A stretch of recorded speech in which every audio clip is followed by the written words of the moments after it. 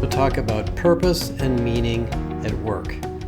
Somewhat philosophical discussion, but actually something that's very pragmatic and practical and a strategy to make your company more successful. And the reason I decided to talk about this is yesterday I had a long talk Friday with the CLO of Boeing and some folks from BetterUp, and we talked about employee experience and hybrid work and benefits and well-being and trust. And the question kept getting up, where does this end? How do we pull this all together into something simple? As I've learned from my book, Irresistible, and all of my conversations with thousands of companies over the years, it really comes down to some pretty simple things. So let me start with the basics, and then I want to give you some very specific examples of things that you can do. So basically, every survey or study that's ever been done on employee engagement and retention seems to come up with the same findings, that the things that really matter are not pay or benefits or your relationship with your manager, but that certainly contributes, but it's your sense of trust, your sense of belonging. Do you feel that you belong in the organization? Your ability to grow and develop yourself and progress as a person, as a professional, and your fit with the job and the company. Is it a job that leverages your skills? Is it a job that you enjoy and you enjoy the tasks and activities in the job? And is the company doing something that you feel is important to you? So these are all sort of big topics. They sound simple when you say them in words, but they're very, very complex to create. So what I'm going to do for the next couple minutes is talk about how these things get created. Then I want to talk a little bit about happiness and how happiness pulls this all together. So first of all, trust is a combination of three things.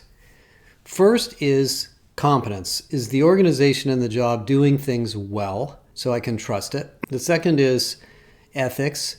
Is the organization and the team fair and open and willing to discuss things that don't seem fair? Or is it very political and biased?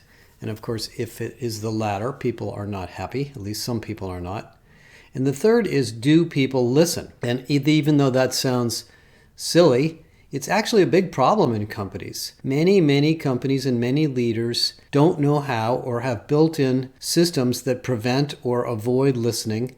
And listening is incredibly important for you as an HR person, but really for the whole company as a whole. Now, when I was talking to Kirsten at Boeing, which has been through a lot, Boeing has a new program focused entirely on listening, honest discussions, and feedback.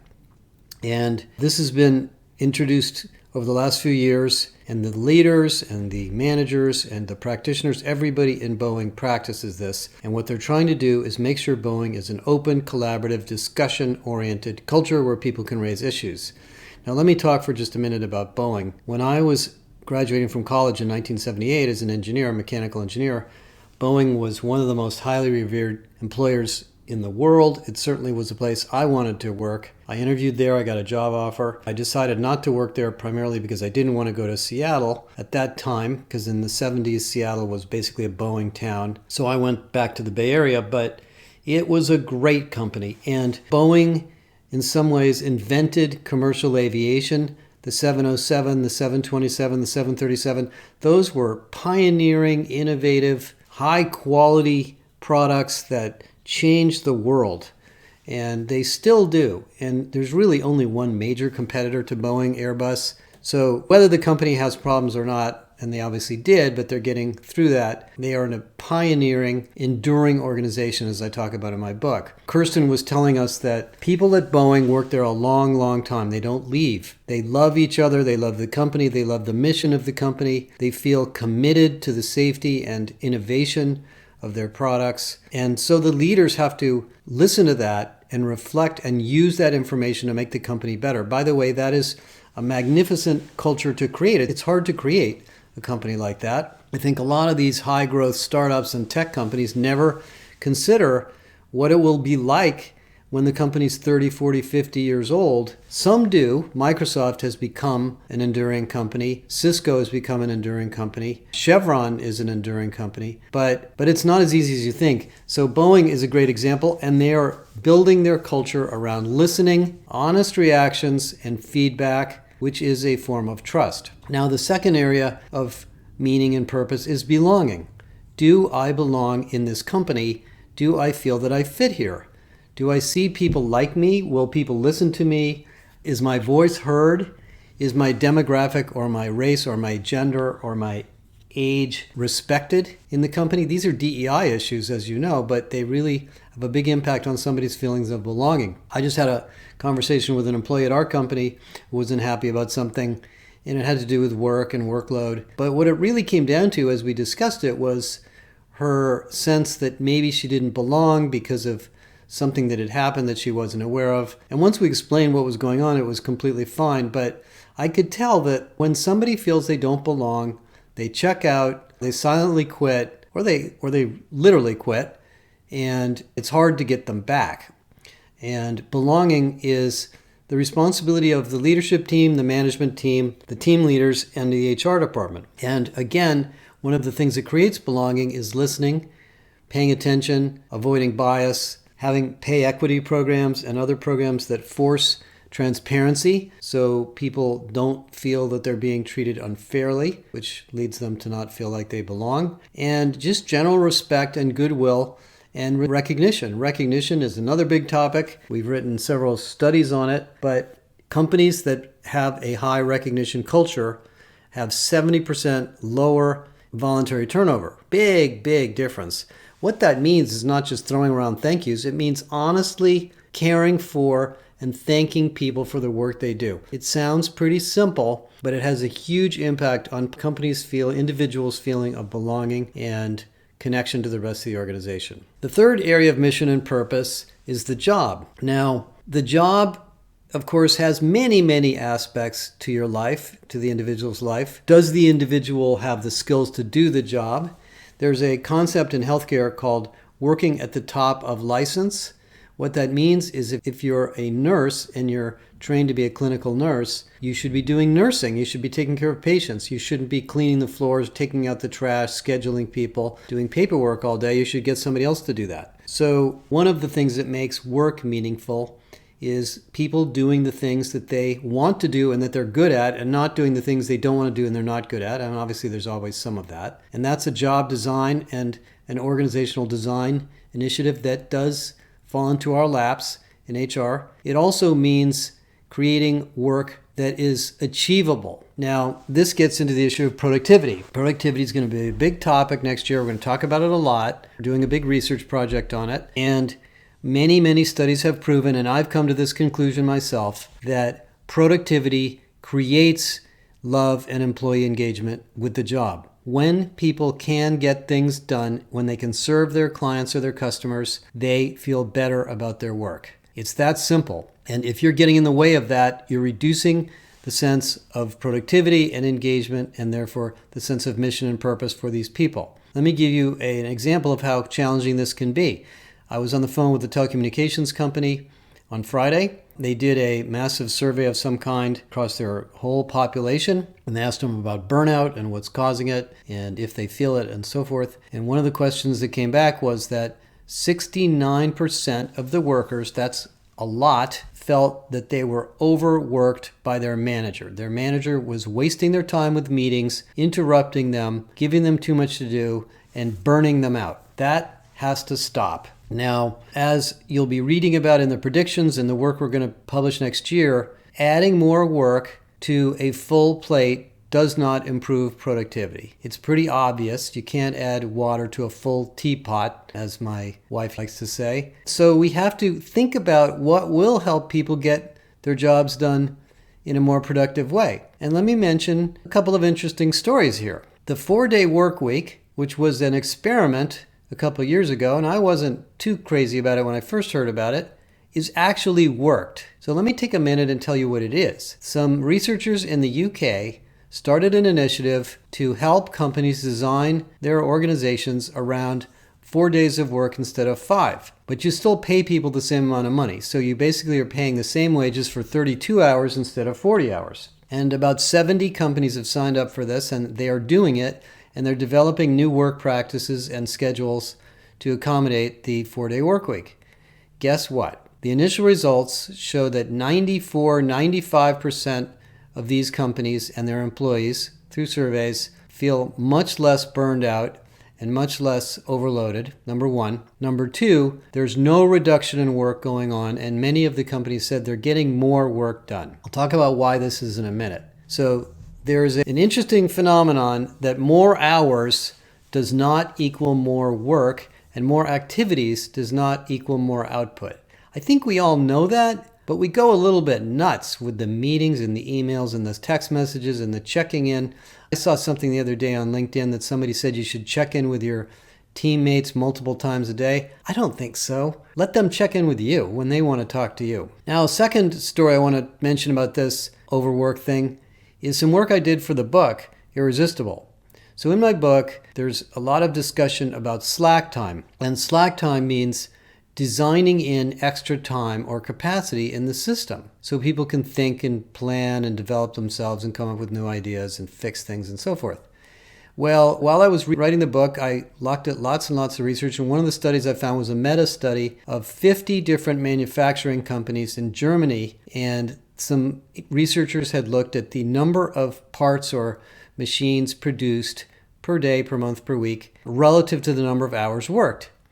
Very easy to run those numbers, and across 50 or so companies, they found that the optimum number of hours per week for workers to work in these manufacturing plants was between 45 and 50 hours. And there was a curve, and it actually goes down above that number. So in other words, if people work 55 hours a week or 60 hours a week, they get less done, less output, less total output than if they worked fewer hours. And I'm sure that's because they're tired, they're slowing down, they're making mistakes, they're fixing things, they're goofing off, whatever. So we need to design slack time into the system. When I was first developing the irresistible model that is talked about in the book and other places in our research, I talked a lot about slack time. And when the tool Slack came out, everybody thought it was a stupid idea, but I'm going to come back to it now. Many studies have shown, including in the retail industry, in manufacturing and other places, when you give people slack time, when you design more extra time into the operation and give people fewer things to do, they will become more productive. And the reason for that is they have time to make work better. In two companies that were studied in one of the books I read, Costco, which you all know very well, and Mercadona, which is a very successful retailer in Spain, they found that when the stores, in the retail stores, were overstaffed, they had essentially, quote unquote, too many people working those days, they had better profitability in those stores because those extra people cleaned the shelves, talked to the customers, fixed things, swept the floors, did things to make work better. So that is a contributor to purpose and meaning because it's a contributor to productivity, which is a contributor to a sense of accomplishment. Okay, so lots and lots of things there. The final thing, of course, is the purpose and mission of your company, and I won't spend a lot of time on that because you all probably know about that. What does your company stand for? Ultimately, what is your company trying to accomplish? Are you a bank that's trying to make a profit? Or are you in the business of making people's financial lives better? Are you in the business of making it easier for people to live better lives, etc.? Those are obviously very important contributors as well. Now, a second thing I want to talk to before I run out of time is happiness. Yesterday, I was listening to the Happiness podcast from the New York Times, which my wife encourages me to listen to all the time.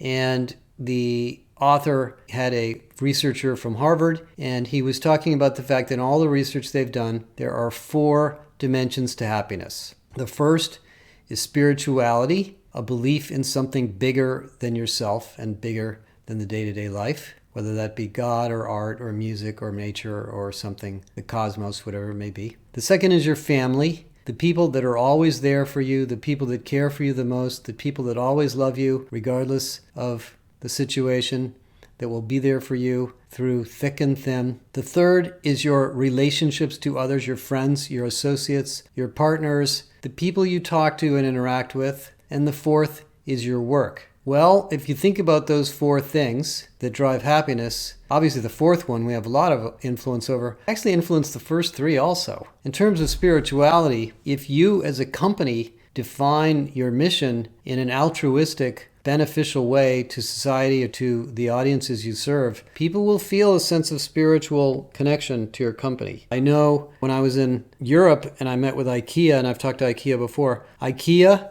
is in the business of bringing beautiful designs to everyday life, which is a very glorious idea. Target is in the business of making everyday life better for every family of all income. Another glorious idea. I talked to a bank in Western Canada who defines their mission as bringing happiness to families through financial services. You get the picture. You're not in the business of selling product X and making a profit. That is the way you accomplish your mission, whatever your mission way may be. Patagonia is in the mission of saving the climate and the planet, and they sell products and services to do that, to accomplish that. Number two, in the area of family, if you force people to work 80 hours a week, they're not spending much time with their family. So we can do lots of things to help people become closer to the family. We can have family activities. We can give people more time off. We can be generous with leave. We can celebrate their children and their marriages and their family events. We can get to know their family. Those are all really important parts of making people happy and giving them people purpose at work. In the area of connections, this gets back to what I was talking about. Most great companies have lots of friendships at work. I've had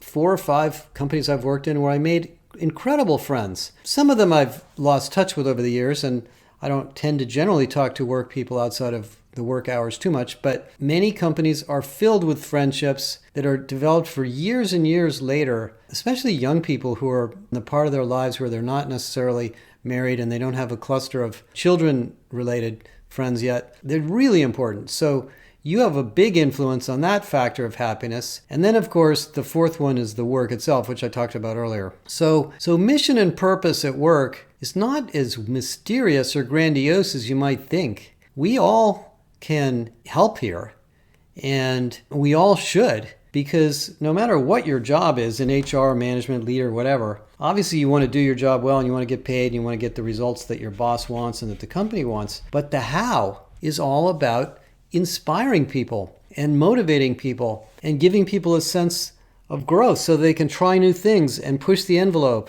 And if you take advantage of the things I talked about in this podcast, your employees will work harder and they will contribute more. And you as a professional, an HR person or a leader, will feel better about your job and your life too. Thank you for listening. I hope this was helpful. Have a great week.